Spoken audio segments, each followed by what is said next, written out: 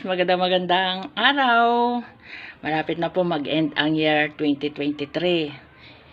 Kalimutan na natin yung mga masasakit na hindi magagandang nangyari sa atin ng 2023. Kalimutan na. Ba't naiiyak ako? Ano ba yan? Ba't naiiyak ako?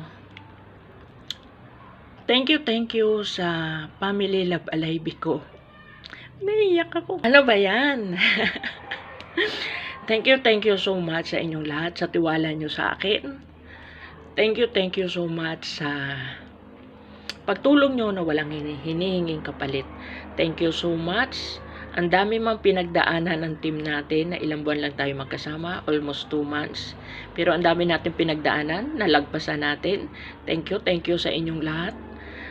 I-welcome natin ang 2024 na may tuwa sa puso at pagmamahal sa kapwa. Huwag tayo makakalimot mag-pray kay Lord kasi isa yon sa naging way ko that time nung ako ay sobrang down na down. Isa yon sa kakapitan natin once na tayo ay nalilito, nahihirapan ko ano yung gagawin natin. Gawin natin itong inspirasyon ang mga pinagdadaanan natin.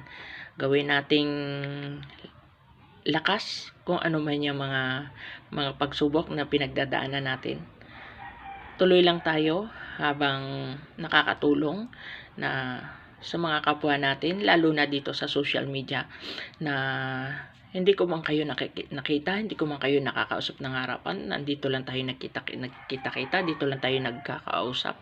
Pero tinuring ko na kayong pamilya, Love Alive. Thank you so much sa inyo. I-welcome natin ang 2024 na walang galit sa puso, puro pagmamahal. Yes, i-bless tayo ni Lord. Grabe. Hindi ko alam kung ba't sobrang saya ko. Nakikita ko kayo na masaya, na nagtutulungan. Sobrang saya ko.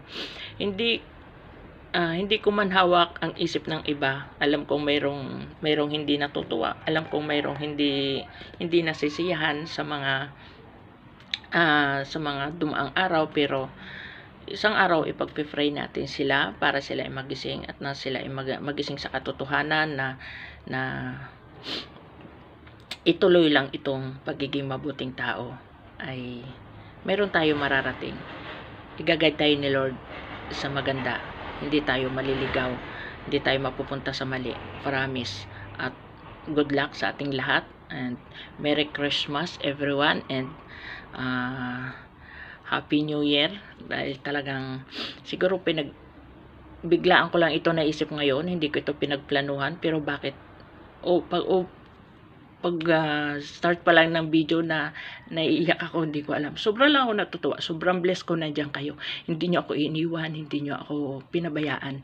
Kahit na minsan hindi tayo nagkaintindihan, pero alam ko, mauunawaan nyo ako. At naiintindihan ko anong ibig ko sabihin. Good luck sa ating lahat at love you. Mula sa puso ang pasasalamat kong ito at God bless everyone and mwah.